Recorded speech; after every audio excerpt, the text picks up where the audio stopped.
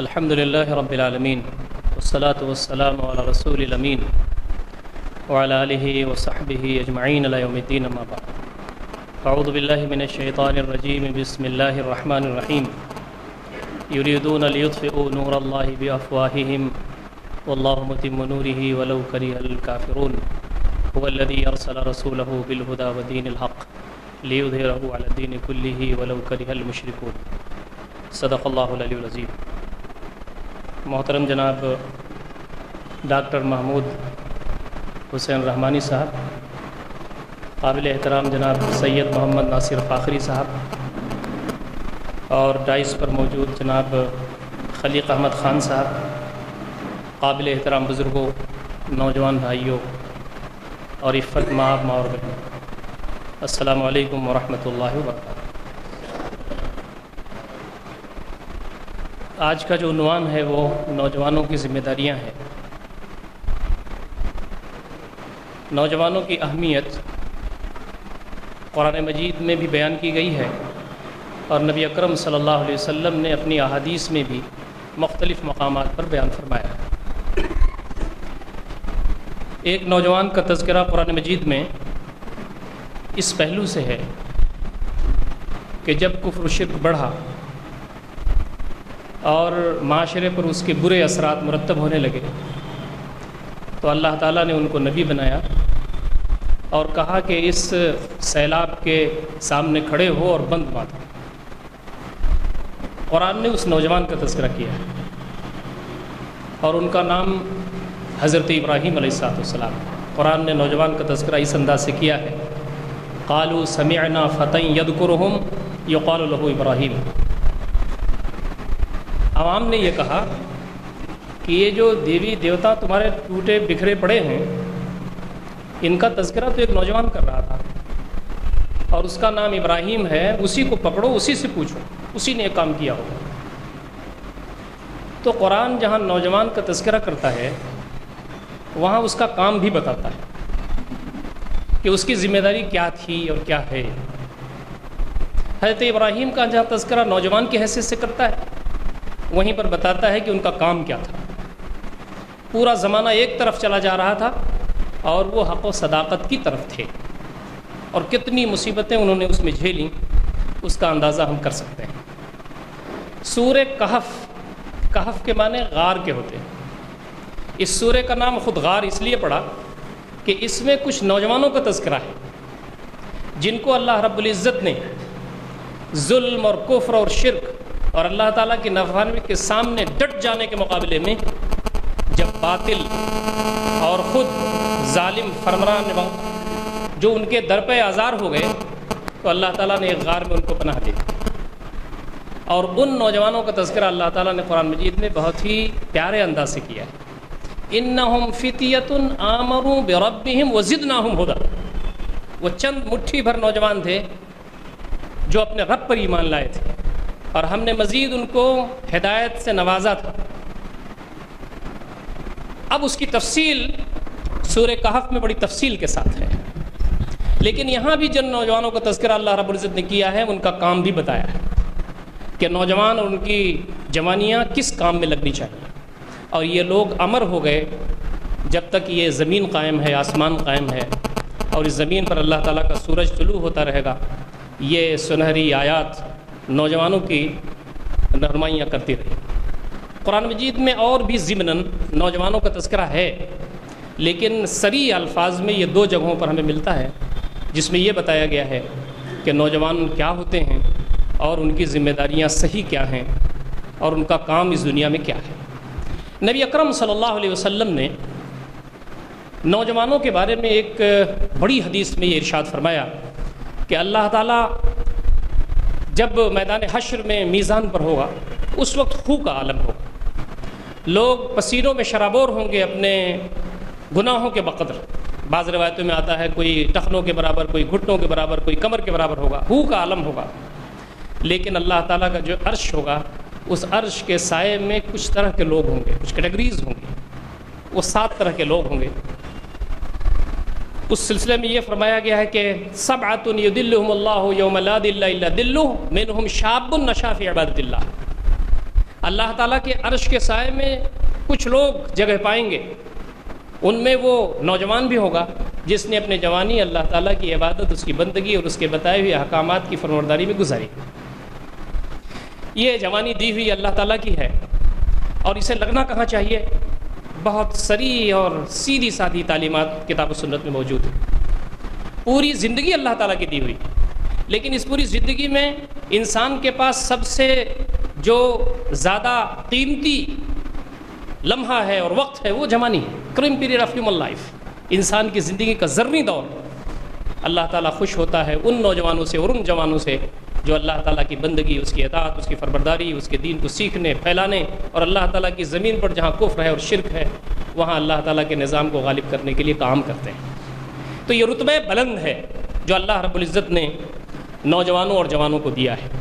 نبی مکرم صلی اللہ علیہ وسلم اللہ رب العزت کے آخری پیغمبر ہیں، آپ کے بعد کوئی نبی آنے والا نہیں، آپ سے بہتر نہ کوئی پیدا ہوا، نہ ہے قیامت تک ہوگا، یہ ہمارا ایمان ہے۔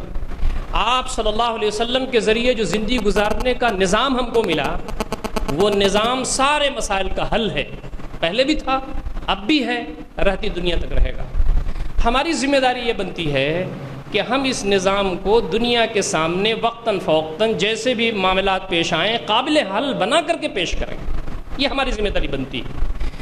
یہ اس میں سب سے بڑا رول اور کردار اگر کسی کا ہو سکتا ہے تو وہ نوجوانوں اور جوانوں کا ہو سکتا ہے۔ ہمارے پاس آئیڈیل کون ہے؟ نبی اکرم صلی اللہ علیہ وسلم۔ آپ کے بعد اب ہمیں کسی رہبر کی تمنا بھی نہیں ہے، اور آپ صلی اللہ علیہ وسلم کے بعد وہ آئیڈیل جماعت کون سی ہے؟ صحابہ کرام رضوان اللہ تعالی علیہم اجمعین کی جماعت ہے۔ یہ جو نمونہ اللہ رب العزت نے نبی اکرم صلی اللہ علیہ وسلم کے ذریعے اور صحابہ کے ذریعے ہم تک دیا ہے، جو رہتی دنیا تک رہے گا، یہ ماڈل بنایا کس نے؟ تقریباً سارے لوگ جوان تھے یا نوجوان تھے۔ نبی اکرم صلی اللہ علیہ وسلم کے بارے میں آتا ہے کہ آپ سے چند صحابہ ہی عمر میں بڑے تھے، اور اکثر صحابہ آپ سے عمر میں چھوٹے تھے۔ آپ صلی اللہ علیہ وسلم کو جو نبوت ملی تو آپ کی عمر 40 سال کی تھی۔ حضرت ابوبکر چھوٹے تھے، حضرت عمر چھوٹے تھے، عثمان و علی چھوٹے تھے، حضرت ابو عبیدہ بن جراح چھوٹے تھے، مصعب بن عمیر چھوٹے تھے، معاذ بن جبل چھوٹے تھے، یہ سارے لوگ چھوٹے تھے۔ اور نبی اکرم صلی اللہ علیہ وسلم نے بہت پیاری حدیث فرمائی ہے، آپ نے فرمایا نصرت بالشباب، میری مدد اللہ تعالیٰ کی طرف سے کی گئی ہے نوجوانوں اور جوانوں کے ذریعے۔ یہ جو دین پنپا، پھیلا اور غالب ہوا، یہ اللہ رب العزت نے جوانوں کے ذریعے غالب کیا، نوجوانوں کے ذریعے غالب کیا۔ اور آپ صلی اللہ علیہ وسلم پر ایمان لانے والے وہ لوگ جو سپہ سالار ہوئے، جو سفرا ہوئے، جنہوں نے زمامی اقتدار سنبھالا مختلف مقامات پر آپ صلی اللہ علیہ وسلم کے خود پیریڈ میں، ان میں ایمان لانے والے حضرت علی 7 سال کے سب سے کم عمر کے، بعض روایت میں 10 سال کے، سب کی عمریں 20، 25، 28، 30 تک تھیں۔ یہ نبی اکرم صلی اللہ علیہ وسلم نے ایک ایسا سرمایہ اکٹھا کیا تھا اور ان کی تربیت فرمائی تھی کہ وہ پورے جزیرۃ العرب سے غالب ہو گئے۔ دوستوں اور ساتھیوں، میں بہت اختصار کے ساتھ چند لوگوں کی مثالیں آپ کے سامنے پیش کرتا ہوں تاکہ دین میں جو اہمیت ہے نوجوانوں اور جوانوں کی وہ تھوڑی سی واضح ہو جائے، تو پھر ہم ذمہ داریوں کی طرف انشاءاللہ چلیں گے۔ آپ دیکھیں، حضرت ابوبکر کی عمر اسلام قبول کرتے وقت 37 سال کی تھی، حضرت عمر کی عمر صرف 27 سال تھی، حضرت عثمان کی عمر 34 سال کی تھی، اور حضرت علی رضی اللہ تعالیٰ عنہ کی عمر 7 یا روایت ثانیہ کے مطابق 10 سال کی تھی، اور جب ہجرت آپ نے کیا ہے تو صرف 20 سال کے تھے، رضوان اللہ تعالیٰ علیہم اجمعین۔ یہ وہ مینار نور ہیں اسلام کی تاریخ میں جن کی طرف احترام کے ساتھ ہماری نظریں اٹھتی رہیں گی۔ مصعب بن عمیر رضی اللہ تعالیٰ عنہ کے بارے میں آپ جانتے ہیں کہ یہ نوجوان ایسا تھا کہ جب ایک مرتبہ کپڑا پہنتا تھا تو پھر اس کو پھینک دیتا تھا، یمن سے کپڑا بن کر کے آتا تھا ان کے لیے، بڑی اچھی فیملی کے تھے یہ۔ کپڑا یوں تو آدمی سلاتا ہے یا منگواتا ہے پھر دھل کر کے پھر پہن لیتا ہے، لیکن حضرت مصعب بن عمیر پہنتے نہیں تھے دوبارہ اسے، جس گلی سے گزرتے تھے وہ گلی گھنٹوں مہکتی رہتی تھی۔ آپ کو عطر العرب کا خطاب تھا، عرب میں سب سے اچھا عطر لگانے والا نوجوان۔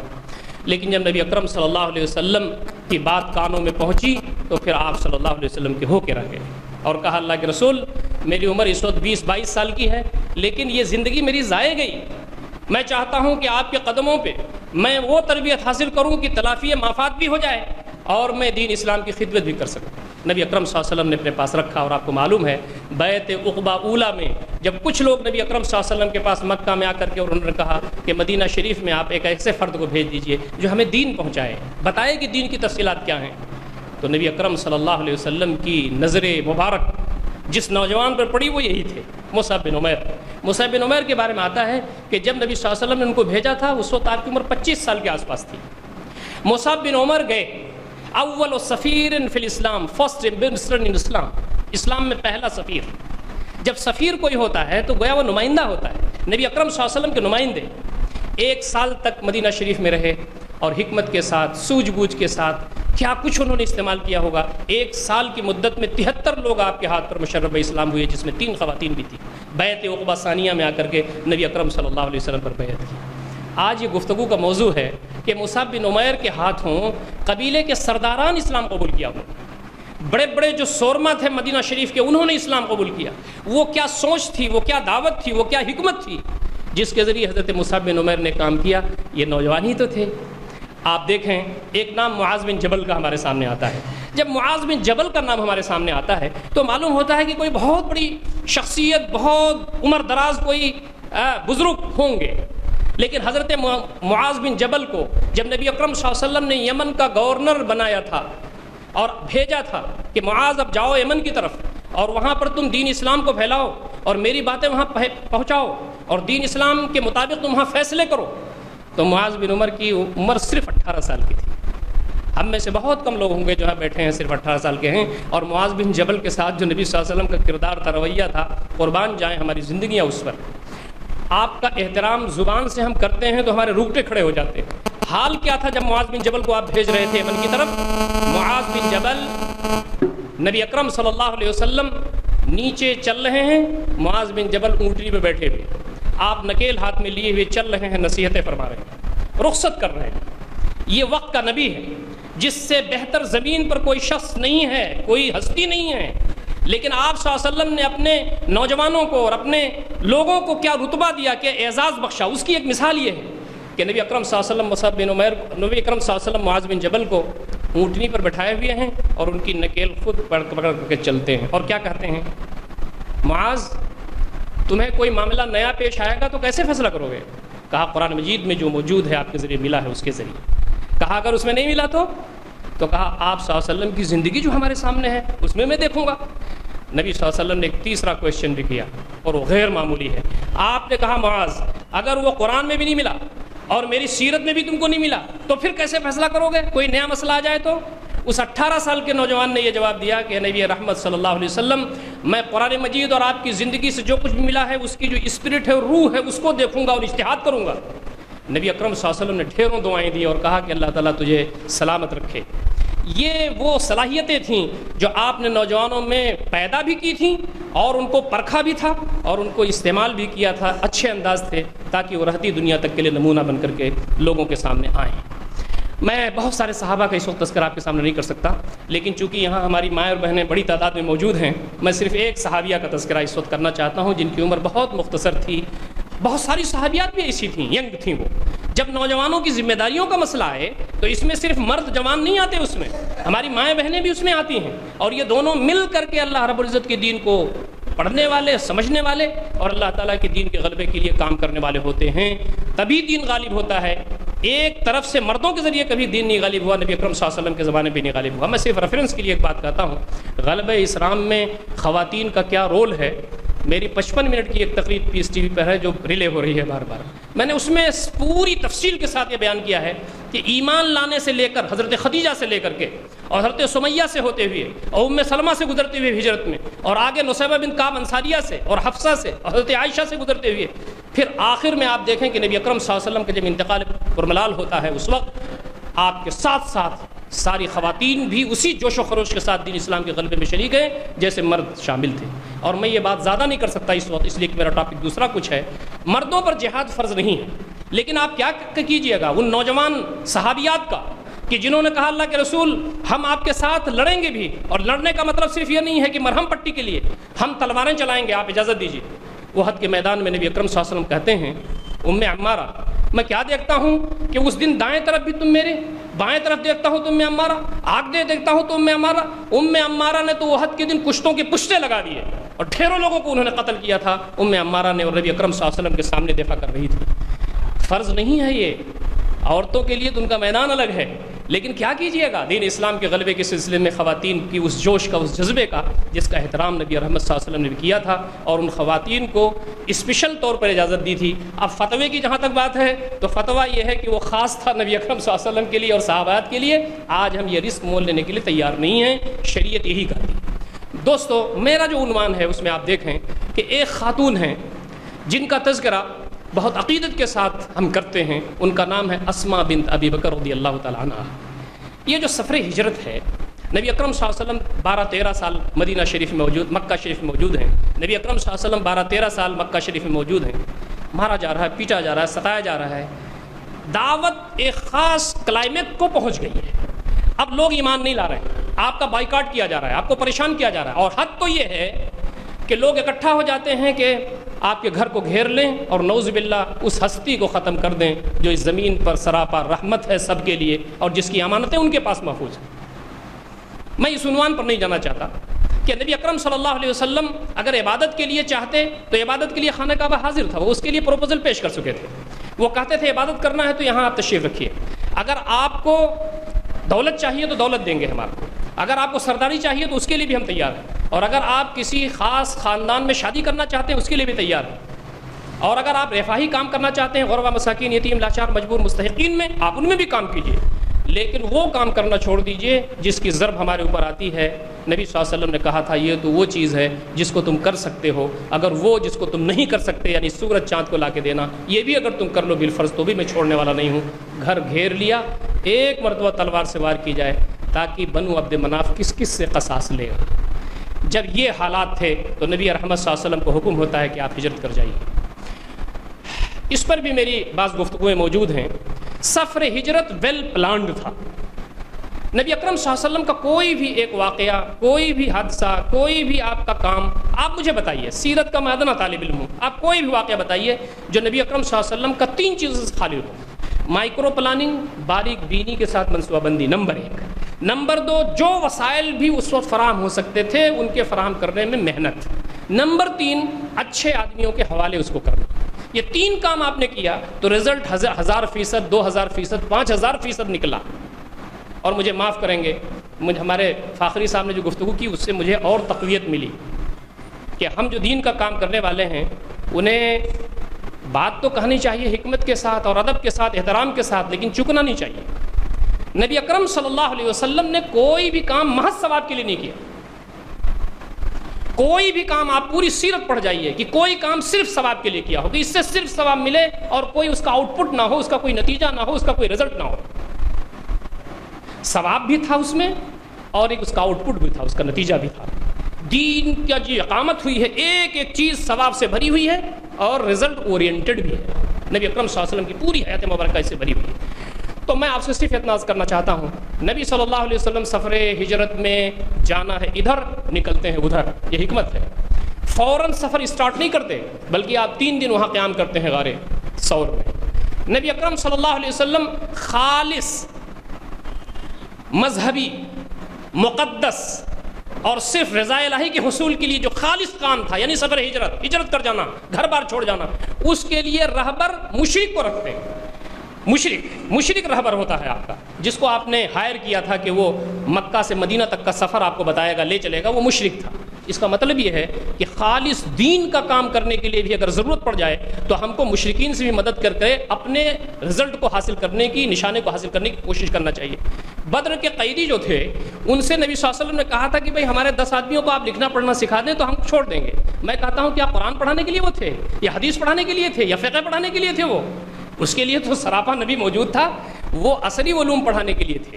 تو عصری علوم تو آپ کسی سے بھی حاصل کر سکتے ہیں، چاہے مشرک ہو، چاہے کافر ہو، چاہے ملید ہو۔ نبی صلی اللہ علیہ وسلم کی سیرت میں جگہ جگہ بات موجود ہے۔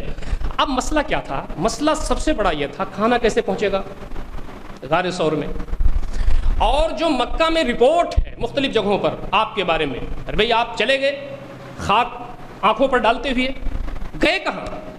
آپ کو معلوم ہے انعام رکھا گیا تھا بہت بڑا نبی اکرم صلی اللہ علیہ وسلم کے لیے، تو پوری جگہوں کی رپورٹ کون؟ کھانا بنانے کی ذمہ داری اسی خاتون جنت پر تھی، اور پورے سفر ہجرت میں نبی اور آپ کے باپ یعنی حضرت ابوبکر کے غیاب میں سارے مکہ کی رپورٹ کو بھی پیش کرنا حضرت اسماء کی ذمہ داری تھی۔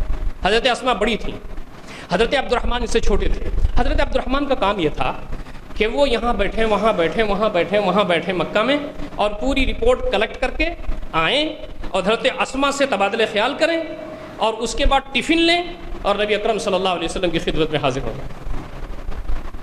پوری رپورٹ دینا اور گرم گرم کھانا دینا. اچھا، پھر حضرت عبد الرحمن جب وہاں سے واپس آتے تھے تو قدموں کے نشان جانے آنے کا غار پر تو نشانات پڑتے ہیں نا. عرب تو بہت ماہر تھے علم قیافہ کے، وہ تو قدموں کے نشان سے دشمن کو پہچان لیتے تھے. تو پھر عامر بن فہیرہ جو حضرت ابوبکر کے غلام تھے، بکریاں چلانے والے، ان کی ذمہ داری یہ تھی کہ رات دیر گئے وہ بکریاں لے کر کے غار میں جائیں تاکہ ان لوگوں کو گرم گرم دودھ مل جائے، اور پھر ان قدموں کے نشانات پر بکریوں کو لیتے ہوئے واپس چلے آئیں تاکہ کسی کو کوئی شک و شبہ بھی نہ گزرے. ویل پلان تھا یہ. حضرت اسما کو معلوم تھا کہ نبی صلی اللہ علیہ وسلم کب نکلنے والے ہیں تیسرے دن. جلدی جلدی انہوں نے کھانا بنایا کہ گرم کھانا بھی ہو، کچھ سوکھی چیزیں بھی ہوں جو مدینہ تک جائیں، کئی دن لگ سکتا ہے. اور پھر جلدی جلدی میں انہوں نے توشے دان کو باندھنے کا جو بندھن ہوتا ہے وہ نہیں لے سکیں، اور جلدی سے نبی اکرم صلی اللہ علیہ وسلم اور اپنے والد محترم کے پاس پہنچ گئیں اور دیکھا کہ اب خو پھٹنے والا ہے اور یہ لوگ تو اب سواری پر سوار ہونے والے ہیں. تو حضرت اسما نے جلدی سے اپنا بیلٹ کھولا جو اس وقت چمڑے کا ہوتا تھا جس کو خواتین باندھتی تھیں، اور اس کے 2 ٹکڑے کیے، ایک سے اپنی کمر باندھا اور ایک سے نبی اکرم صلی اللہ علیہ وسلم کا توشہ باندھ کر کے نبی صلی اللہ علیہ وسلم کی سواری میں اس کو لٹکا دیا اور کہا کہ اے نبی رحمت، ہمارے ماں باپ آپ پر قربان، یہ وہ آخری کھانا ہے جو میں آپ کو دے رہی ہوں. نبی اکرم صلی اللہ علیہ وسلم نے بہت عظیم جملہ فرمایا تھا اس وقت. آپ نے کہا تھا یا اسما انت ذات النطاقین، اے اسما، ہر عورت کو اس دنیا میں فرار نہیں ہے، مفر نہیں ہے اس کے اپنے بیلٹ سے، نطاق سے، لیکن تو ایسی ہے کہ جس کے پاس 2 نطاق، انت ذات النطاقین، تو 2 نطاق والی عورت ہے. یہ لقب اتنا پیارا ہوا حضرت اسما کے لیے کہ جب تک اس زمین پر یہ دنیا اور حیات باقی رہے گی، لوگ ذات النطاقین کا جب نام سنیں گے تو حضرت اسما کا صرف نام نہیں آئے گا، یہ سفر ہجرت کا وہ پورا کردار ان کے سامنے واضح ہو جائے گا. اس وقت آپ کی عمر جہاں تک بتایا جاتا ہے صرف 20 سال کی تھی. حضرت اسما کی عمر صرف 20 سال کی تھی. حضرت عائشہ آپ سے 10 سال کی چھوٹی ہیں. اس وقت آپ کی عمر برابر ایک 9 سال کی، دوسری روایت میں 10 سال کی حضرت عائشہ اس وقت تھیں اور حضرت اسما اس وقت 20 سال کی تھی. میری اس گفتگو کا صرف مقصد یہ ہے کہ یہ دین پنپا ہے جوانوں سے، یہ دین آگے بڑھا ہے نوجوانوں سے، یہ دین مستحکم ہوا ہے نوجوانوں سے، اور یہ دین آب و تاب کے ساتھ 30 سال تک، جس میں نبی اکرم صلی اللہ علیہ وسلم کا پیریڈ ہے، حضرات خلفائے راشدین کا پیریڈ ہے، اس زمین پر اس شان سے رہا ہے کہ امن تھا، سکون تھا، شانتی تھی اور لوگوں کے مسائل کا حل تھا. دوستوں اور ساتھیوں، میں وقت بہت زیادہ پہلے ہی گزر چکا ہے، میں بہت ساری چیزیں میں نے نوٹ کر رکھی تھی لیکن اب ان کی طرف میں نہیں جاتا، میں ذمہ داریوں کی طرف آتا ہوں.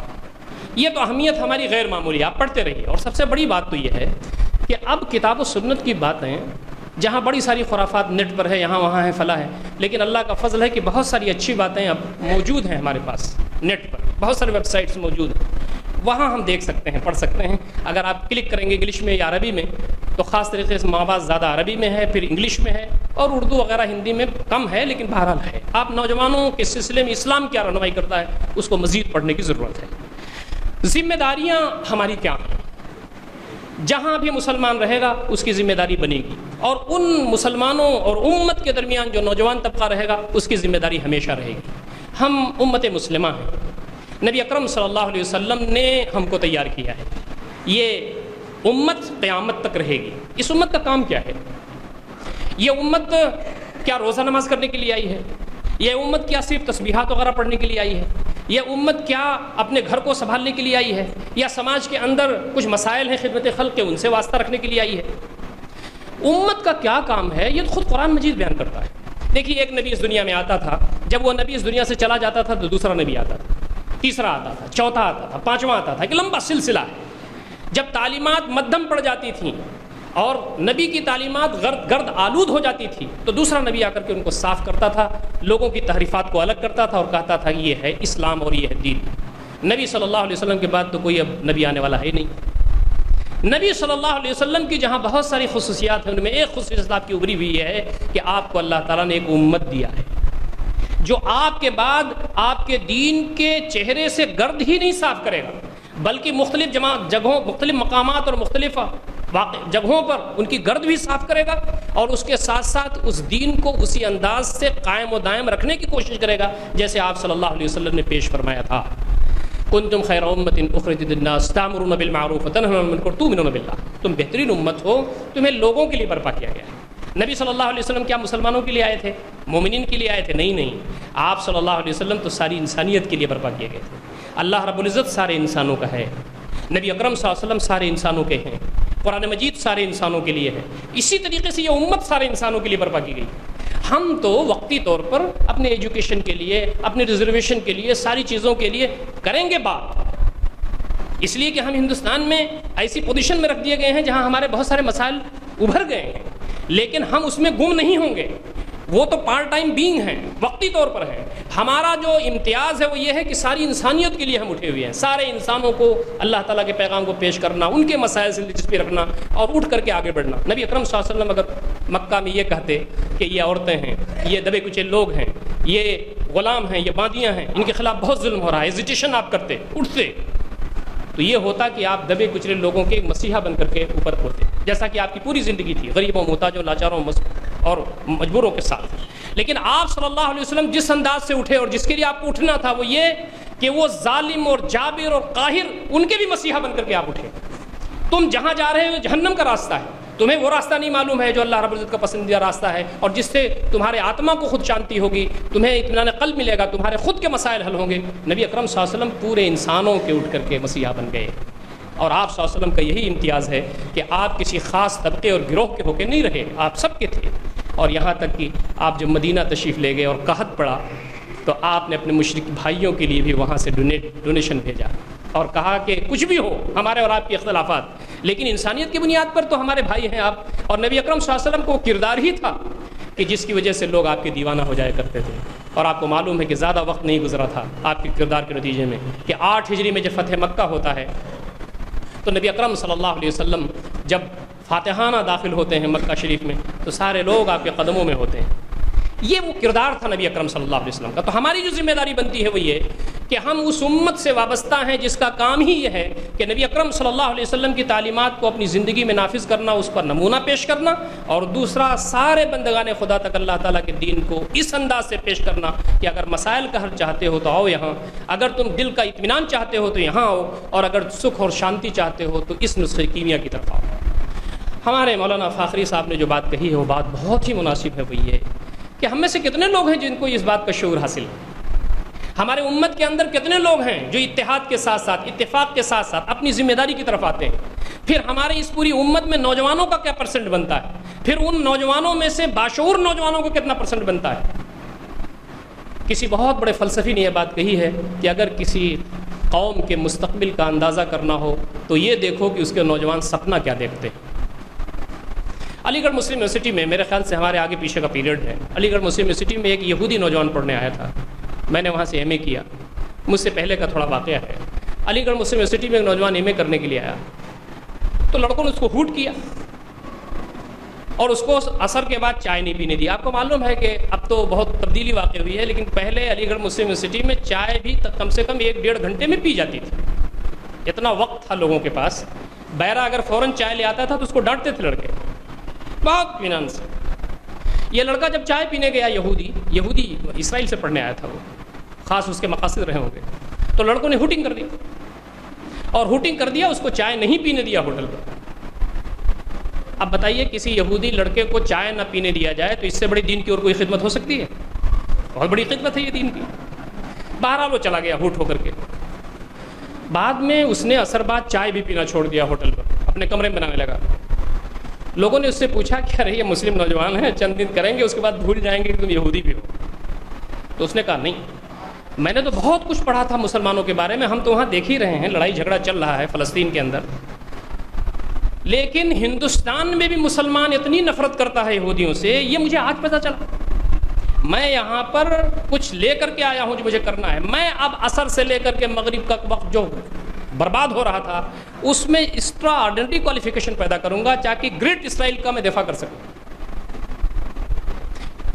یہودیوں کی آبادی پوری دنیا میں کتنی ہے؟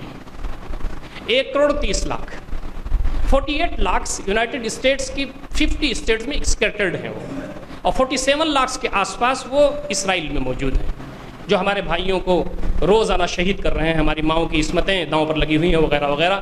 عالم اسلام کے غنڈوں کے نرغے میں، بلکہ پوری دنیا کے غنڈوں کے نرغے میں۔ ہماری آبادی کتنی ہے؟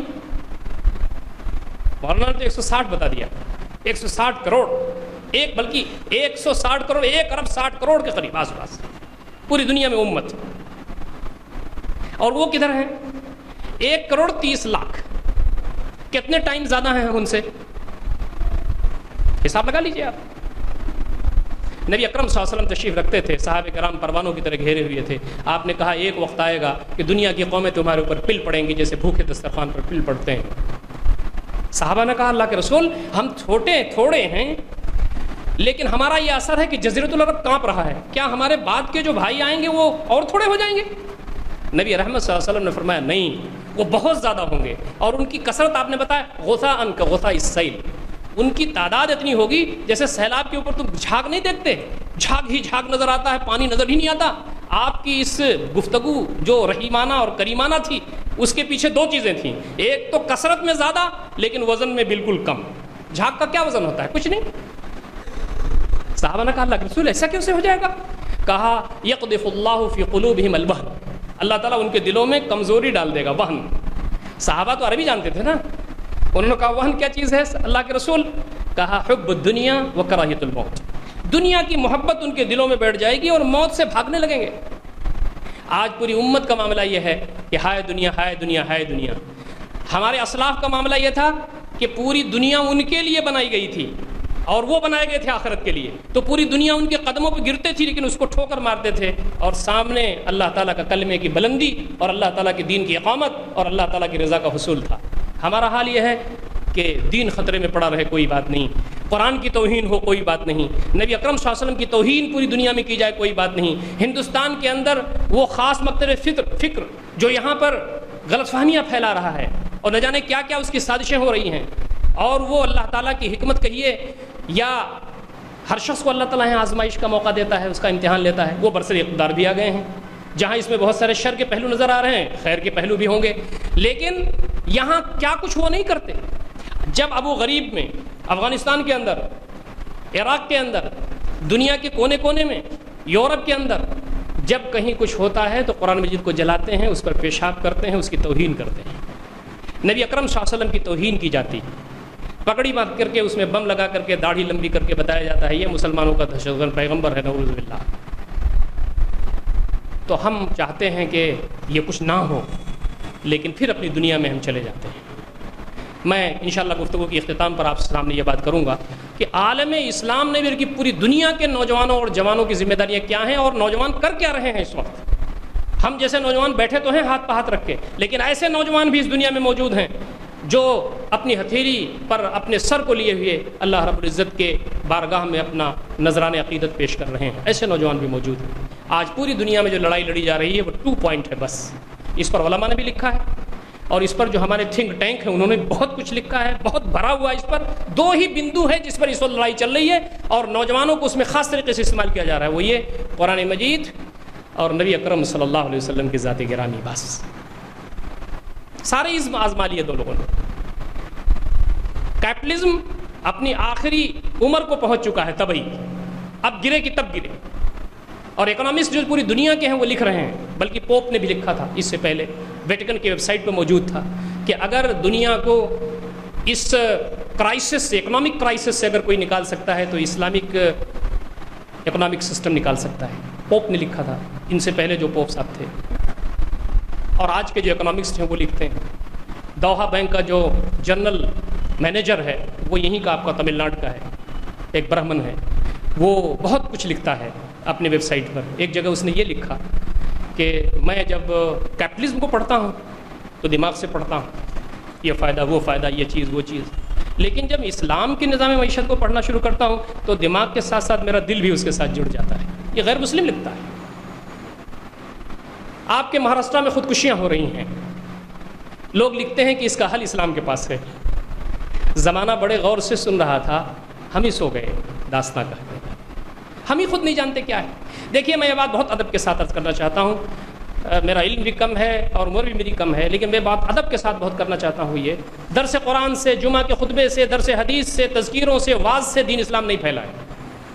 اس سے تو گرمی آتی، اس سے تو بیداری آتی ہے، اس سے یاد دہانی ہوتی ہے، لیکن پھیلتا نہیں ہے اس سے۔ زندگی کی گہما گہمی میں کوئی مسئلہ اٹھ کے کھڑا ہوتا ہے، آپ بتائیے کہ دس از دا الٹرنیٹ، یہ ہے اس کا متبادل، تب دنیا کہتی ہے ہاں۔ آج پوری دنیا کراہ رہی ہے کہ اسلام کا نظام معیشت کہاں ہے۔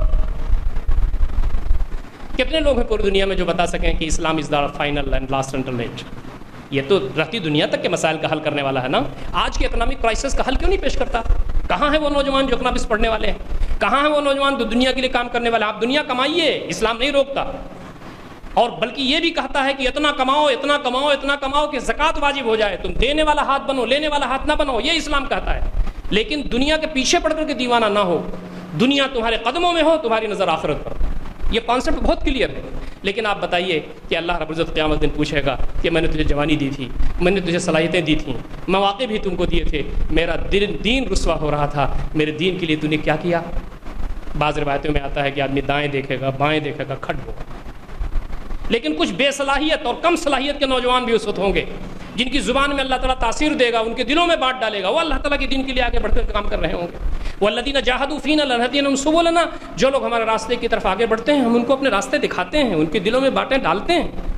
آپ کبھی کسی غیر مسلم سے کہیں بھی کسی مجمع میں کہیں بھی کسی انفرادی ملاقات میں کوئی بات آپ کر رہے ہوں، راستے مسدود نظر آتے ہیں، اللہ تعالیٰ دل میں بانٹ ڈالتا ہے۔ ایک بڑی کانفرنس کو میں خطاب کر رہا تھا ایک موقع پر، اور نبی اکرم صلی اللہ علیہ وسلم کے بارے میں یہ بات آئی کہ آپ نے حجۃ الوداع کے موقع پر خطاب فرمایا، 1,00,000 کچھ صحابہ کرام موجود تھے، ٹھاٹھے مارتا ہوا ایک سمندر تھا، جبل رحمہ کے پاس آپ اونٹنی پہ بیٹھے ہوئے تھے اور آپ خطاب فرما رہے تھے، قبلہ آپ کے پیٹھ کی طرف تھا، عظیم الشان خطاب فرمایا۔ Universal declaration of human right united nation organisation, اس کا چربا محسوس ہوتا ہے۔ 10 دسمبر کو منایا جانے والا ہے، اگلے مہینے 1 مہینے کے بعد وہ ڈیٹ آنے والی ہے، میں اس کی تفصیل میں نہیں جانتا۔ ایک نوجوان نے مجھ سے یہ پوچھ لیا، عام طور پر ذاکر نائک صاحب کی جو کانفرنس ہیں اس میں سوال جواب بھی ہوتا ہے، بہت سارے سوالات آتے ہیں، کوشش یہ کی جاتی ہے کہ 1 منٹ میں ایک سوال تو نپٹا ہی دیا جائے۔ ایک نوجوان نے یہ سوال کر لیا کہ نبی صلی اللہ علیہ وسلم کی بات سنا کیسے 1,24,000 یا کچھ ہزار لوگوں نے؟ 1,00,000 کا مجمع ہو، آپ جو اس کے پلس سے اس کو چھوڑ دیجئے، اور مائک کا نظم نہ رہا ہو تو کیسے آواز پہنچے گی؟ اب مجھے جیسا مولوی کیا جواب دے گا؟ اللہ تعالیٰ دل میں بانٹ ڈالتا ہے فوراً کہ جواب کیا ہو سکتا ہے۔ نبی اکرم صلی اللہ علیہ وسلم، میں نے جو جواب دیا، آپ حضرات بھی اس میں جوڑ سکتے ہیں، اس کی تائید بھی کر سکتے ہیں، اس سے اختلاف بھی کر سکتے ہیں۔ میں نے جواب یہ دیا کہ نبی اکرم صلی اللہ علیہ وسلم کے بارے میں یہ آتا ہے کہ آپ ایک جملہ 3 بار فرماتے تھے، آپ کے خطاب اور تقریروں کا یہ اسلوب تھا۔ اکثر آپ ایک بات جو کہتے تھے اس کو 3 مرتبہ ریپیٹ کرتے تھے، 3 مرتبہ۔ آپ پوری احادیث کی کتابوں میں دیکھیں گے بھرا پڑا ہے، کبھی کبھی 5 مرتبہ ریپیٹ کیا۔ تو آپ صلی اللہ علیہ وسلم جب 1 مرتبہ کہتے تھے، قریب کے لوگ اس کو دہراتے تھے، اس کے پیچھے کے لوگ دہراتے تھے، اس کے پیچھے کے لوگ دہراتے تھے، آواز پہنچ جاتی تھی۔ یہ 90% علماء نے اس کو لکھا ہے۔ میں نے جب سرچ کیا، میں جب نیٹ پہ گیا سرچ کیا تو بڑی خوشی یہ ہوئی کہ یہ جو میرا جواب تھا اس کو اکثر لوگ لکھ چکے ہیں۔ اللہ تعالیٰ دل میں بات عین وقت پر ڈالتا ہے۔ جب آدمی یہ کہے کہ میں حقیر ہوں، میرے پاس کچھ نہیں ہے سوائے تیرے نظر کرم کے، میں تیرے دین کے لیے اٹھا ہوں، جبکہ بہت باصلاحیت لوگ تیرے اس پالے میں ہیں جو تیرے دشمنوں کا پالا ہے، تو اللہ تعالیٰ پھر ہمت بھی دیتا ہے، قوت بھی دیتا ہے، اور بندوں کی رہنمائی بھی کرتا ہے۔ آج پوری دنیا میں ہو کا عالم ہے، ہندوستان میں کیا کم ہے؟ کیا کچھ نہیں ہے ہندوستان میں؟ ہماری ذمہ داری کیا بنتی ہے؟ یہ ہے سوالیہ نشان جس کے لیے ہمیں کام کرنا ہے۔ میں بڑے اختصار کے ساتھ 2-4 پوائنٹ آپ کو دیتا ہوں۔ پہلا کام جو ہمیں کرنا ہے وہ یہ کہ جب ہم مسلمان ہیں تو مسلمان بن جائیں۔ یہ باپ مسلمان تھے، دادا مسلمان تھے، پردادا مسلمان تھے، یہ چھوڑ دیجئے کہنا۔ یہ سرٹیفکیٹ جو آپ کے باپ نے آپ کے دادا نے لی ہے وہ انہی کے کام آنے والی ہے، آپ کو کوئی نوکری نہیں ملنے والی اس سرٹیفکیٹ سے باپ دادا والی۔ ایک بہت بڑے عالم دین نے یہ لکھا ہے کہ جب میں نے قرآن مجید کو پڑھ لیا، سمجھ لیا، اور یہ سمجھ لیا کہ قرآن مجید کتنی عظیم الشان کتاب ہے اور میری ذمہ داری کیا بنتی ہے، تو میں کانپ گیا اور میں نے یہ کہا کہ میں آج جیسے مسلمان ہو رہا ہوں۔ ہم ہیں تو مسلمان، اللہ کا شکر ہے، لیکن مسلمان کس کو کہتے ہیں اور مسلمان ہونے کے تقاضے کیا ہیں ہم کو نہیں معلوم۔ مسلم کسی کمیونٹی کا نام نہیں ہے، کسی خاندان کا نام نہیں ہے، کسی جماعت کا نام نہیں ہے۔ مسلم تو ہر اس شخص کا نام ہے، چاہے وہ کالا ہو، چاہے وہ گورا ہو، چاہے وہ ایشیا کا ہو، چاہے وہ امریکہ کا ہو، چاہے افریقہ کا ہو، کوئی بھی زبان بولتا ہو۔ مسلم تو اس شخص کا کی صفت ہے جو یہ کہے کہ بار الہ آج سے میری زندگی میں وہ ہوگا جو تو چاہتا ہے اور تیرے حبیب سرور کائنات صلی اللہ علیہ وسلم کہتے ہیں۔ گھر چھوڑ دوں گا، بیوی بچے چھوڑ دوں گا، تجارت چھوڑ دوں گا، معاشرہ اور سماج چھوڑ دوں گا، لیکن تیری بات 19 ہو جائے یا نہیں چلے گی، اور سرور کائنات صلی اللہ علیہ وسلم کی بات ہم نہ مانیں، یہ ہماری زندگی میں نہیں ہو سکتا۔ پھر اس کے لیے وہ لڑ جائے، اس کے لیے مصیبتیں برداشت کرے، اس کے لیے سنگھرش کرے۔ تو اللہ تعالیٰ فرماتا ہے ان الذين قالوا ربنا الله ثم استقاموا تتنزل عليهم الملائكة الا تخافوا ولا تحزنوا وابشروا بالجنة التي كنتم توعدون۔ مجھ پر رب ہونے اور ایمان لانے کے تقاضے جو پورے کرتے ہیں، میں دنیا ہی میں فرشتوں سے ان کی مدد کرتا ہوں۔ کاش کہ ہم لوگ وہ ہو جائیں کہ ہمارے دائیں بائیں فرشتے ہوں اور وہ کہیں کہ صبر نہ کرو، یہ عظیم کام اللہ تعالیٰ نے تمہیں دیا ہے، ہم یہاں بھی تمہارے دوست ہیں، اور مرنے کے بعد والی جو جنت ہوگی اس میں بھی ہم تمہارے کارساز ہوں گے۔ یہ چیز بہت معمولی چیز ہے دوستو، اس کو کم سے کم اپنے اندر پیدا کرنے کی ضرورت ہے۔ رات کی تنہائیوں میں اٹھ کر کے دیکھیے کہ ہم مسلمان ہیں تو ہماری ذمہ داری کیا بنتی ہے، اور ہم کیوں مسلمان ہیں؟ اللہ پر ایمان، اس کے رسول پر ایمان اور محبت کی بات جو آپ نے کہی، میں صرف ایک بات کہنا چاہتا ہوں اس میں، اللہ سے محبت اور نبی صلی اللہ علیہ وسلم سے محبت اس درجہ تب تک نہ ہو جائے کہ ساری محبتوں پر غالب نہ ہو جائے، ایمان ہی نہیں ہو سکتا۔ یہ ہم سارے علماء سے سنتے ہیں اور خود بھی بیان کرتے ہیں اس کو۔ وجہ کیا ہے اس کے پیچھے؟ حکمت کیا ہے اس کے پیچھے؟ کوئی چیز تو بے حکمت ہے نہیں کتاب و سنت میں۔ حکمت کیا ہے اس کے پیچھے؟ حکمت یہ ہے کہ اگر تمہاری محبت اللہ اس کے رسول سے اس درجہ نہیں ہوگی تو ان کے لیے تم قربانی نہیں دے سکتے۔ بیوی کی محبت آگے آ جائے گی تو بیوی کی بات مانو گے، اللہ اور اس کے رسول کی بات نہیں مانو گے۔ بچوں کی محبت اگر اوپر آ گئی تو بچوں کی بات مانو گے، تعویل کرو گے، اللہ اس کے رسول کی بات کو ڈینائی کر جاؤ گے، کنارے کر جاؤ گے۔ قسم خدا کی لا یؤمن احدکم حتی اکون احب الیہ من ولدہ ووالدہ والناس اجمعین، تم میں سے کوئی مومن ہو ہی نہیں سکتا یہاں تک کہ اس کے اولاد، اس کے والدین، سارے جہان سے میں زیادہ محبوب نہ ہو جاؤں۔ حضرت عمر سے زیادہ ایمان ہے کیا ہمارے پاس؟ نبی صلی اللہ علیہ وسلم کا ہاتھ ان کے ہاتھ میں تھا، چلے جا رہے تھے، بخاری کی روایت ہے، حضرت عمر نے کہا اللہ کے رسول دنیا میں ساری چیزوں سے زیادہ آپ میرے نزدیک محبوب ہیں سوائے میری جان کے۔ نبی صلی اللہ علیہ وسلم رکے اور کہا عمر تمہارا ایمان تو مکمل نہیں ہوا ابھی، تمہارے ایمان میں خلل ہے۔ حضرت عمر کانپ گئے، انہوں نے کہا اللہ کے رسول ایمان کیسے مکمل ہوگا؟ کہا تمہارا ایمان اس وقت تک مکمل نہیں ہو سکتا جب تک کہ تم مجھ کو اپنی جان سے بھی زیادہ عزیز نہ بنا لو۔ حضرت عمر نے 1 ہفتہ 10 دن کا ٹائم تھوڑی مانگا تھا، ایک لمحے کے لیے غور کیا، اس کے بعد کہا اللہ کے رسول اب آپ میرے دل کے اندر میری اپنی جان سے بھی زیادہ محبوب ہیں۔ نبی صلی اللہ علیہ وسلم کا مشہور جملہ ہے الآن یا عمر، عمر تمہارا ایمان اب جا کر کے مکمل ہوا۔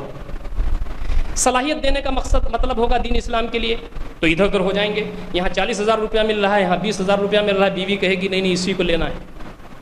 ہم صلاحیتیں نہیں دے سکتے، ہم وقت نہیں دے سکتے، ہم مال نہیں دے سکتے، اور جان کی بات تو بہت ہی عجیب و غریب ہے، وہ تو آخری پیریڈ ہے، آخری اسٹیج ہے، جان بھی اللہ تعالیٰ کے راستے میں دے رہے ہیں۔ جان دی ہوئی اسی کی تھی، حق تو یہ ہے کہ حق ادا نہ ہوا۔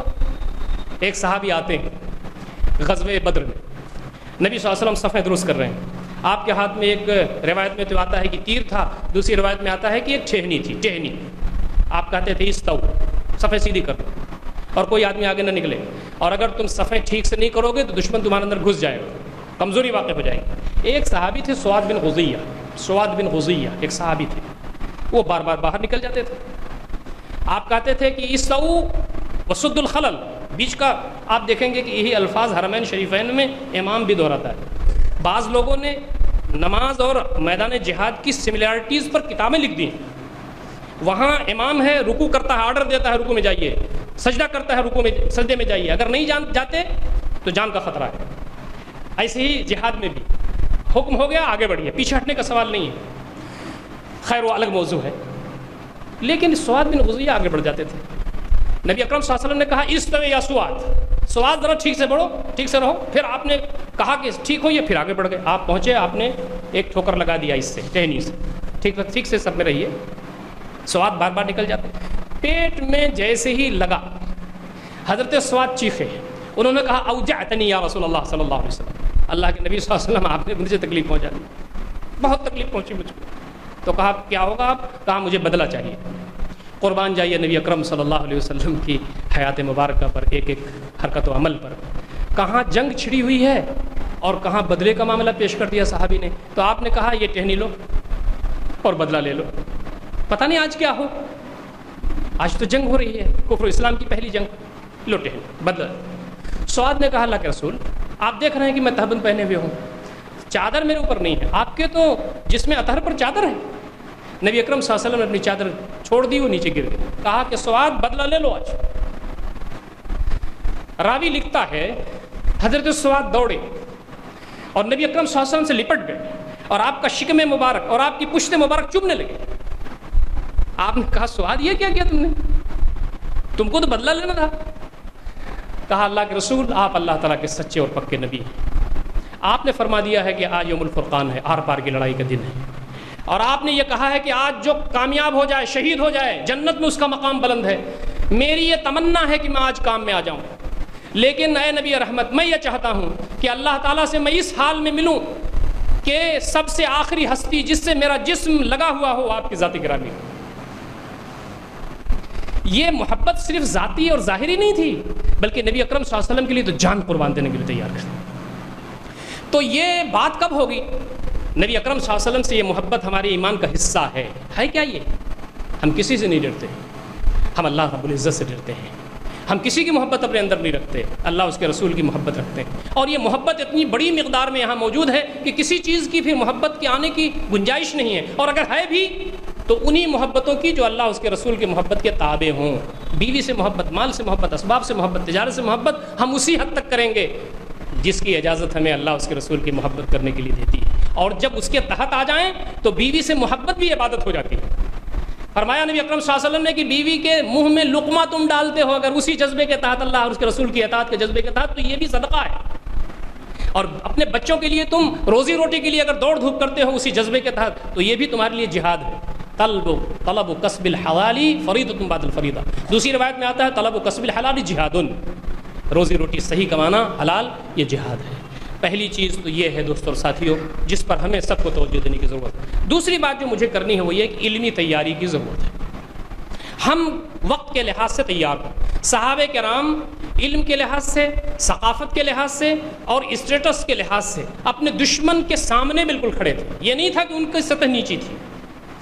جب کوئی مشرکین کا آتا تھا کوئی گفتگو کرنے کے لیے تو کہتے تھے ان کا خطیب ہے تو ہمارا خطیب یہاں موجود ہے، ان کا شاعر موجود ہے تو ہمارا شاعر یہ موجود ہے، ان کا کوئی اور گفتگو کرنے والا موجود ہے تو ہمارا یہ موجود ہے.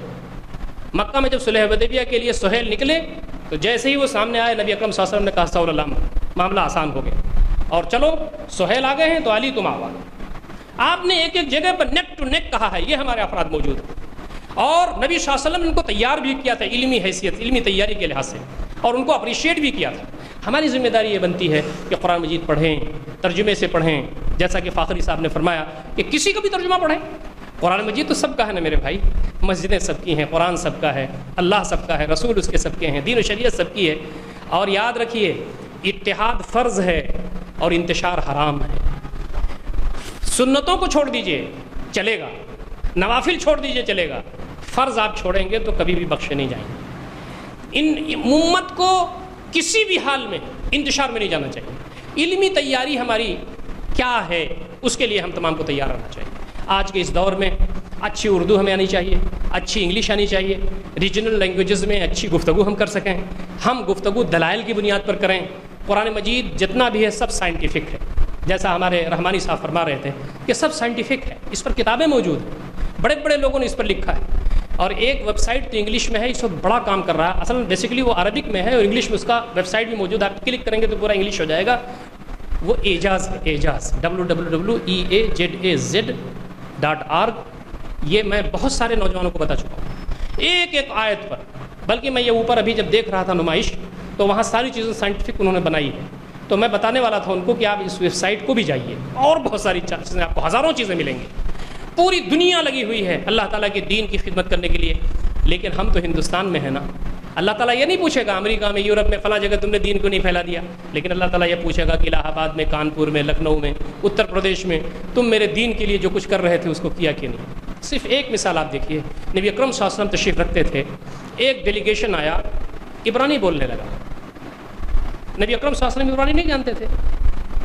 آپ کو ایک ہوک اٹھی، آپ نے کہا کہ کاش کوئی ہوتا جو عبرانی زبان سیکھتا، میری بات ان کو بتاتا، ان کی بات مجھ کو بتاتا.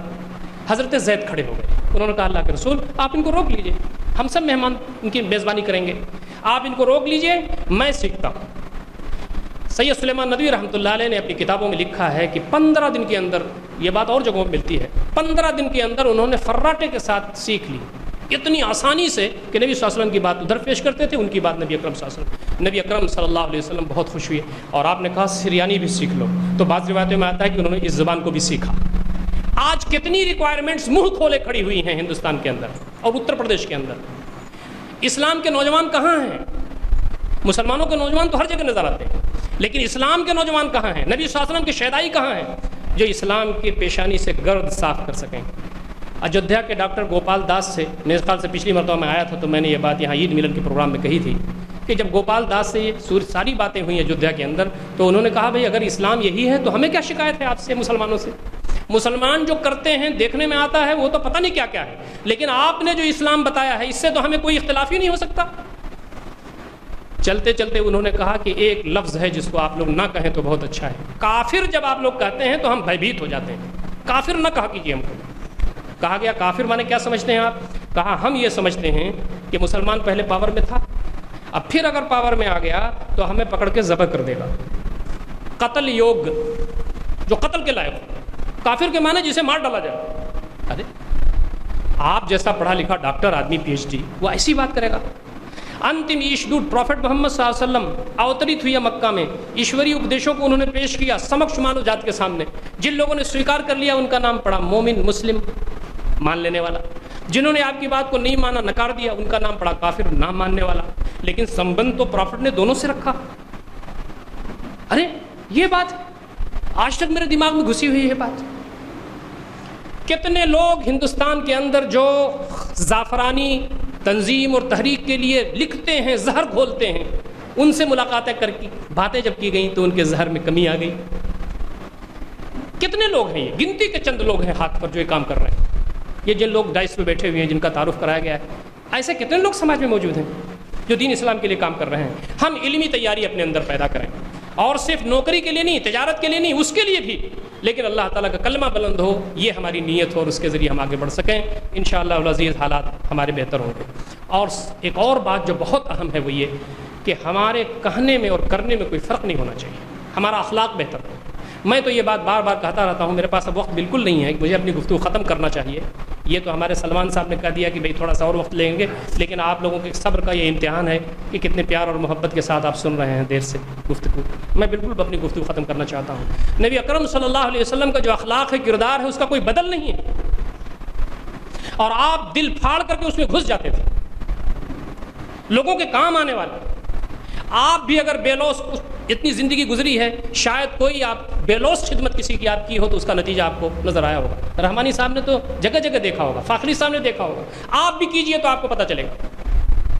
बेलौस खिदमत, इसका कोई जवाब नहीं, इसका कोई बदल नहीं है. नबी अकरम सल्लल्लाहु अलैहि वसल्लम का किरदार क्या था और दीन कैसे फैला और सहाबा का किरदार कैसा था. रिवायतों में बात आती है, मैं बहुत सारी बातें आपसे नहीं कर सकता, सहाबा की और भी ज़िंदगियाँ हैं. नबी अकरम सल्लल्लाहु अलैहि वसल्लम की बात से एक बुढ़िया इतनी ज़्यादा दिल गिरफ्तार हुई कि उसने कहा बाप दादा का मजहब छोड़ देंगे, गठरी बांधो, निकल जाओ इस बस्ती से, जहाँ बाप बेटे में लड़ाई है और भाई भाई में लड़ाई है और घर बर्बाद हो रहे हैं. लेकिन बुढ़िया वो गठरी तो उठा नहीं सकती थी. नबी सल्लल्लाहु अलैहि वसल्लम का गुज़र हुआ तो आप सल्लल्लाहु अलैहि वसल्लम ने पूछा माँ कोई ज़रूरत है? तो उसने कहा बेटे ये गठरी उठती नहीं है. तो आपने उसके सर पर उठा लिया. आप बुखारी शरीफ की दूसरी नंबर की हदीस, नंबर 1 इन्नमल आमालु बिन्नियात, दूसरे नंबर की यही हदीस जिसमें यह फरमाया गया है कि आप यतीमों की खबरगिरी करते हैं, बेवाओं का सहारा बनते हैं. वान्ता तहमिलुल कल्ला, आप लोगों का बोझ उठा करके पहुंचा देते हैं. ये शेरवानी और टोपी पर दूसरों को बोझ कैसे उठाया जा सकता है? हम तो इस लायक ही नहीं रहे. क्या कुछ बना रखा है हमने, अपना किरदार, अपना सब कुछ. वो बुढ़िया रास्ते भर नसीहत करती रही नबी अकरम सल्लल्लाहु अलैहि वसल्लम को. एक लड़का मोहम्मद पैदा हो गया है, बहुत इंतशार फैला रहा है, उसकी बात मत मानना, उसकी बात ना मानना. नबी अकरम सल्लल्लाहु अलैहि वसल्लम कमाल तहम्मुल से आगे बढ़ते गए. वो मकाम आ गया, बुढ़िया ने कहा यहाँ रख दो बेटे. फिर दामन पकड़ के उसने कहा कि बेटे तू तो अब जा रहा है लेकिन तेरी पेशानी चमक रही है, तू आम नौजवान नहीं लगता, लेकिन आखिरी नसीहत मेरी तेरी है कि तू उस मोहम्मद के चंगुल में ना आना. रावी लिखता है कि नबी सल्लल्लाहु अलैहि वसल्लम ने अब मुनासिब समझा कि मैं बता दूं अपने आप को. आपने कहा माँ वो मोहम्मद जिससे आप दूर रहने के लिए कहती हैं वो मोहम्मद मैं हूँ. रावी लिखता है कि देर तक बुढ़िया कुछ बोल ही नहीं सकी, उसका मुंह खुला रहा, कुछ बोल ही नहीं सकी, आवाज़ ही नहीं निकलती थी उसकी. اور جو بمشکل اس نے الفاظ ادا کیے وہ سیرت کی کتابوں میں لکھا ہوا. اس نے یہ کہا کہ بیٹے اگر وہ محمد تو ہے تو چل میں تیرے ساتھ چلتی. پوری ہماری داستان سیرت اسی سے بھری پڑی ہے. اور یہ ایسا اسلحہ ہے جس کا وار خالی جاتا ہی نہیں ہے. یہ بلٹ ہے, یہ رائفل ہے, یہ پسٹن ہے, اس کا تو خالی بھی جا سکتا ہے.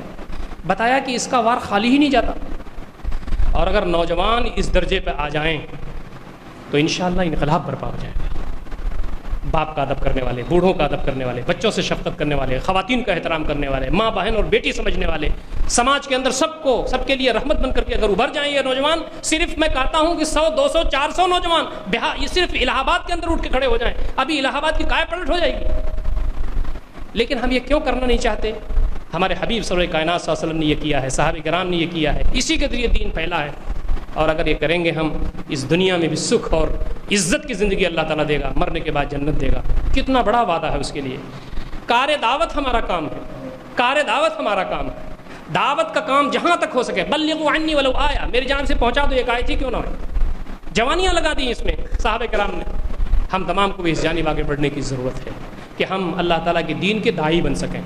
Being a member of Muslim امہ, یو آر دا ریپرزینٹیٹیو آف اسلام. آپ کی حیثیت کچھ نہیں ہے, آپ اجتماعیت میں ہیں, امت میں ہیں, اس کے ایک ممبر ہیں, اس کے ایک فرد ہیں, اس کے رکن ہیں. تو آپ کی اور ہماری حیثیت اللہ تعالیٰ کے دین کے داعی ہے. درزی ہونے کی حیثیت سے, ٹیچر ہونے کی حیثیت سے, بزنس مین ہیں آپ, کسان ہیں آپ, اسٹوڈنٹ ہیں آپ, ٹیچر ہیں آپ, کچھ بھی آپ ہیں, کہیں بھی آپ. ذاکر نائک صاحب کا حوالہ بار بار آتا ہے. اب وہ جیسے کم فہم کلمی لوگوں کو بھی بلاتے ہیں وہاں اپنے یہاں, ان کی ذرا نوازی ہے یہ. ان کے جو استاد تھے احمد دیدات صاحب. احمد دیدات صاحب کا کیا واقعہ ہے؟ احمد دیدات صاحب ساؤتھ افریقہ میں گجرات سے منتقل ہو کر کے وہاں وہ گئے, اور وہاں پر وہ کپڑے سلتے تھے, روزی روٹی کر. جب کمیونزم کا غلغلہ تھا پوری دنیا میں, کمیونسٹوں کا, ان کے افکار کا, ان کے نظریات کا, ان کی دکان پر بھی کچھ لوگ آ کے کہتے تھے ارے دیدات صاحب آپ کا مذہب تو یہ ہے, آپ کا مذہب تو یہ ہے, آپ کے مذہب میں آپ کے رسول تو ایسے ہیں, اپنا تو شادی نعوذ باللہ اتنا کیا, مسلمانوں پہ اتنا پرتبند لگا دیا, فلاں کیا, وہ جو ساری خرافات ہو سکتی ہے. دیدات صاحب لکھتے ہیں کہ خون کھول جاتا تھا لیکن بول نہیں سکتے تھے, معلومات ہی نہیں تھی. میں نے یہ کیا کہ ان کے ایک ایک چیزوں پر پڑھنا شروع کیا, اور پڑھتا تھا جواب دیتا تھا, پڑھتا تھا جواب دیتا تھا, پڑھتا تھا جواب دیتا تھا. اور ایک شخص جس کی صلاحیت ایوریج تھی, اس کو اللہ تعالیٰ نے, جو اس کی نیت صحیح تھی اور دین کی خدمت کا جذبہ تھا, اللہ تعالیٰ نے اس درجے پہ اس کو پہنچا دیا کہ عیسائیوں کا جو مبلغ اعظم تھا, ایک انٹرنیشنل کانفرنس میں اس نے گھٹنے ٹیک دیے ان کے ساتھ. یہ دنیا نے دیکھا, اس کے سیڈیز موجود ہیں. تو یہاں یہ نہیں ہے کہ کسی بھی بڑے ادارے سے فارغ ہو کر کوئی مولانا شیروانی اور ٹوپی میں آئے گا تو وہی دین کی خدمت کرے گا. نہیں, آپ کسی کالج کے پڑھے ہوئے ہوں, کسی اسکول کے پڑھے ہوئے ہوں, بلکہ یہ سمجھ لیجئے کہ پڑھے بھی نہ ہوں, اگر آپ بہت معمولی پڑھائی ہو یا کچھ بھی نہ جانتے ہو, اگر نیت صادق ہے تو آپ اللہ تعالیٰ کے دین کے داعی بن سکتے ہیں. اور یہ کام اگر ہمارے نوجوان اٹھ کر کے کرنے لگیں تو انشاءاللہ العزیز تیزی کے ساتھ ہمارے ہاں تبدیلی واقع ہوگی. صلاحیتیں دینے کے لیے آپ تیار رہیے. میں آخری باتیں آپ سے کہہ کے اپنی جگہ لینا چاہتا ہوں, وہ یہ کہ یہود و نصارہ کی جو سازشیں پوری دنیا میں ہیں اس کے 10 پوائنٹس ہیں. میں اس پر ڈیٹیل نہیں بیان کروں, ٹائم نہیں ہے میرے پاس, آپ پڑھ ڈالیے اس پر, اور جتنا بھی پڑھیں گے اتنا کافی ہے انشاءاللہ آپ کو ہوگا. انگلش میں موجود ہیں, اردو میں بھی شاید کم ہوں, ہندی میں کم ہوں, انگلش میں بہت موجود ہیں.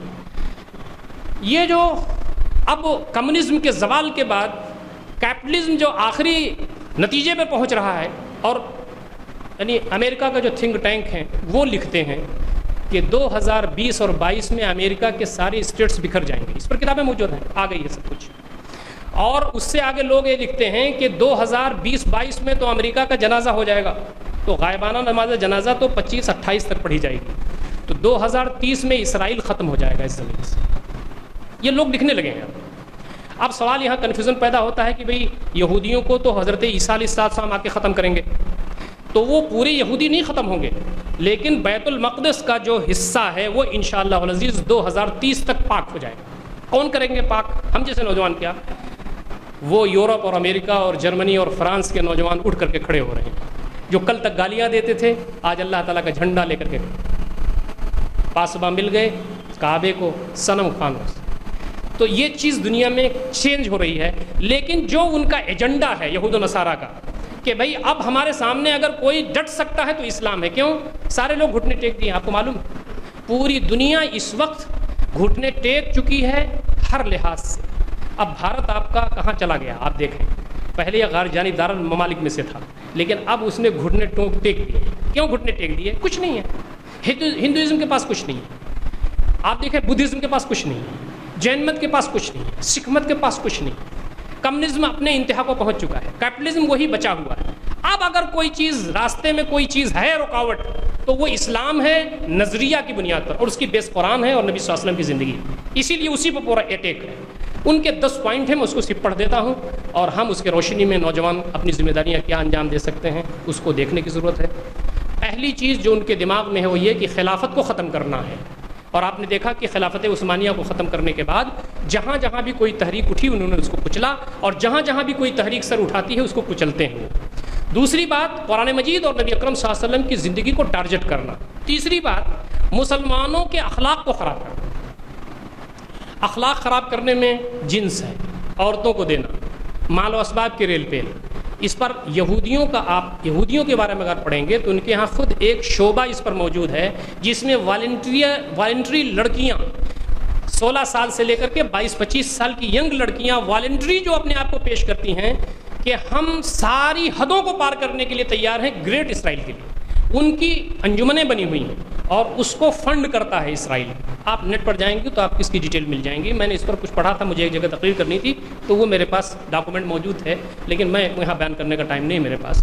تو آپ دیکھیں کہ عرب ممالک کے جتنے بھی کرسی اور تختے والے جب و دستار والوں کا خاندان ہے سب میں انہوں نے سیندھ لگا دی اور سب کو برباد کر دیا ہے کم و بیش. یہ ایک ایسی تلخ حقیقت ہے جس کو پوری دنیا سمجھنے لگی ہے.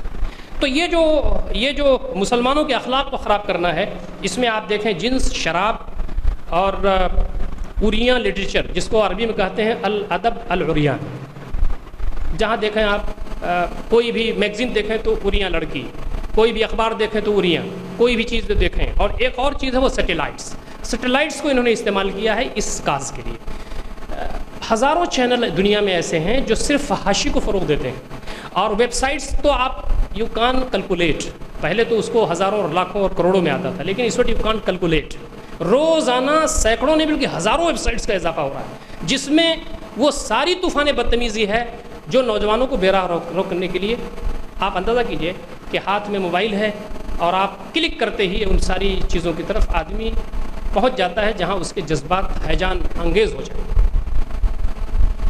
دین اسلام کی تعلیمات کسی نوجوان کے دل میں بیٹھے گی کیسے؟ آج ہر شخص کے، کسی بوڑھے اور کسی بزرگ کے کنٹرول میں ہماری آبادی رہی نہیں گی. نوجوان نہ ادب رہ گیا نہ احترام رہ گیا، اور دل میں یہ بیٹھا ہوا ہے کہ جناب جو صاحب موبائل نہیں چلا سکتے، اس کے فنکشن نہیں چلا سکتے، ان کو کیا رہنمائی کریں گے؟ تو آج ہم اپنی رہنمائی کے لیے کافی ہیں. یہ ساری چیزیں ہو رہی ہیں. اتحاد کو ختم کرنا، ہمارے فاخری صاحب الحمدللہ اس پر بہت تیار ہیں. اتحاد کو ختم کرنا ان کے ایجنڈے میں شامل ہے. آپ دیکھیں حنفی، مالکی، شافعی، حنبلی، مقلد، غیر مقلد، شیعہ اور سنی. عراق میں جب یہ پورا کامیاب ہوا ان کا ایجنڈا تو یہ رپورٹ باقاعدہ آئی کہ یہی ایجنڈا پاکستان میں بھی چل سکتا ہے، یہی ایجنڈا ایران میں بھی چل سکتا ہے. شیعوں اور سنیوں کا، ان کے یہاں بم ڈالو کہ انہوں نے ڈالا، پھر ان کے یہاں بم ڈالو کہ انہوں نے ڈالا، پھر پیچھے ہٹ جاؤ آپس میں بم ڈالنا شروع کر دیں گے. اتحاد کو پارا پارا کیا جائے. پانچویں چیز ہے کہ دین میں شک پیدا کیا جائے. قرآن کے بارے میں شک پیدا کیا جائے کہ نبی صلی اللہ علیہ وسلم نے لکھا ہے نعوذ باللہ، اس کی آیات کے بارے میں شک پیدا کیا جائے، احادیث کے بارے میں شک پیدا کیا جائے. یہ پانچواں ایجنڈا ان کا ہے. چھٹا ایجنڈا یہ ہے کہ عرب کو جتنا ہم کمزور کر سکیں اتنا اچھا ہے، اس لیے کہ عرب کے پاس وہ دولت موجود ہے جس دولت پر ہماری نظر ہے اور ہمارے کاز کے لیے اس کو استعمال ہونا چاہیے. اسی طریقے سے ساتواں ایجنڈا ان کا یہ ہے کہ عالم عرب میں، عالم اسلام میں، بلکہ عالم عرب ہی نہیں، عالم اسلام میں ڈکٹیٹرشپ قائم رہے تو یہ ہم کو سوٹ کرتی ہے. اسلامی حکومت نہ کہیں قائم ہو جائے، اور اگر وہ قائم ہے تو ہمارے کارندے وہاں بیٹھے رہیں.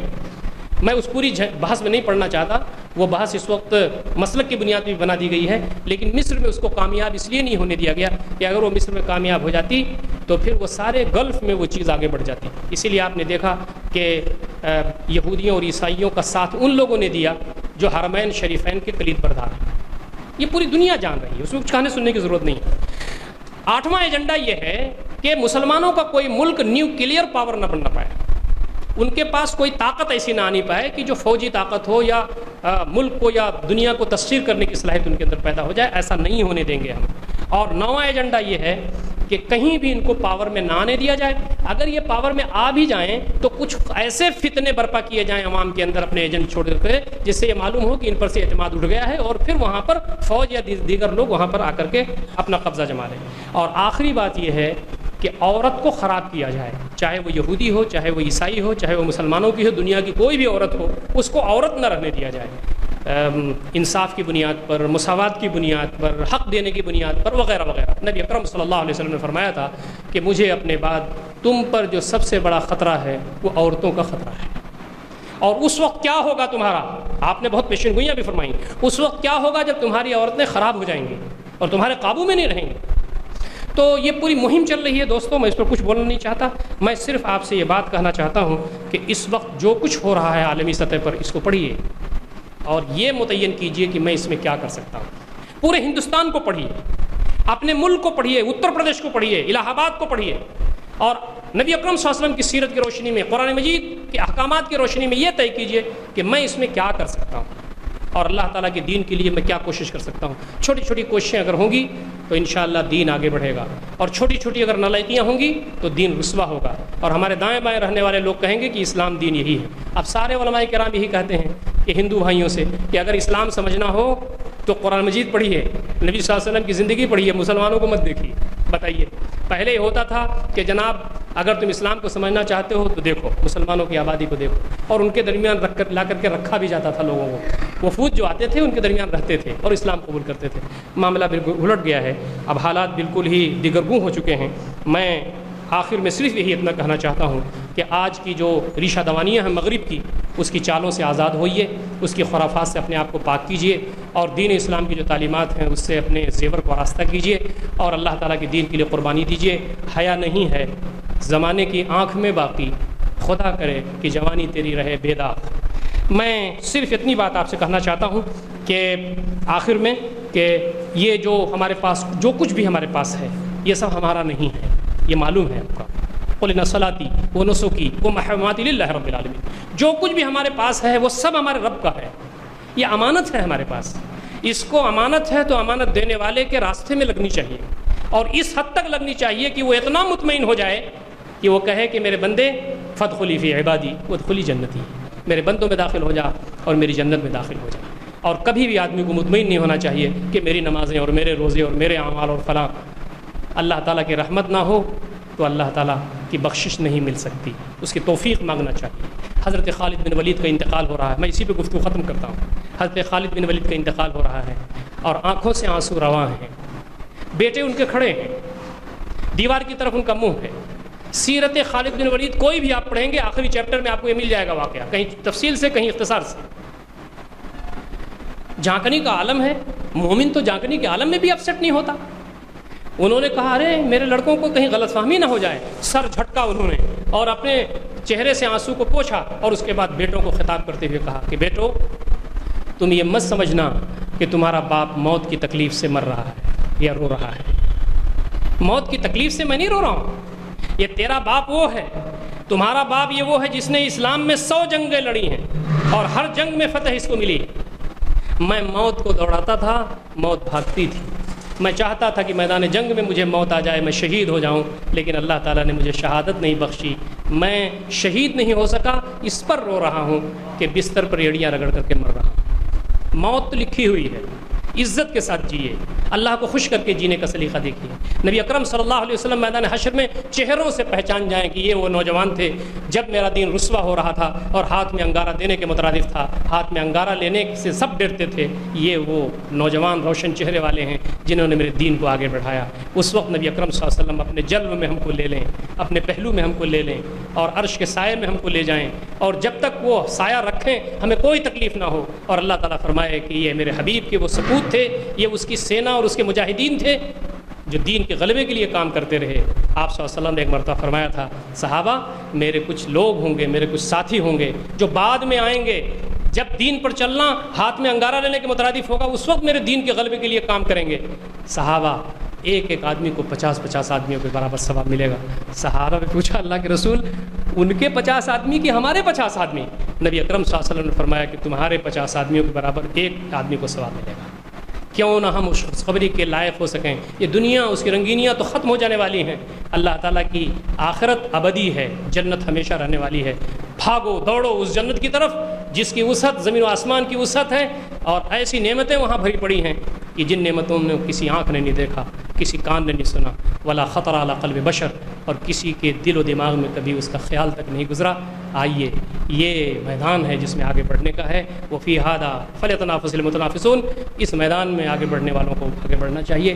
اللہ تعالیٰ مجھے اور آپ تمام کو اور ملت کے سارے نوجوانوں کو اپنی ذمہ داریوں کو انجام دینے اور اللہ تعالیٰ کے دین کے غلبے کے راستے میں جو ان کے پاس صلاحیتیں ہیں اس کو قربان کرنے کی توفیق عنایت فرمائے۔ اقول قولی ھذا استغفر اللہ لی ولکم اجمعین واستغفروہ انہ الغفور الرحیم، وآخر دعوانا الحمد للہ رب العالمین، والسلام علیکم ورحمۃ اللہ وبرکاتہ۔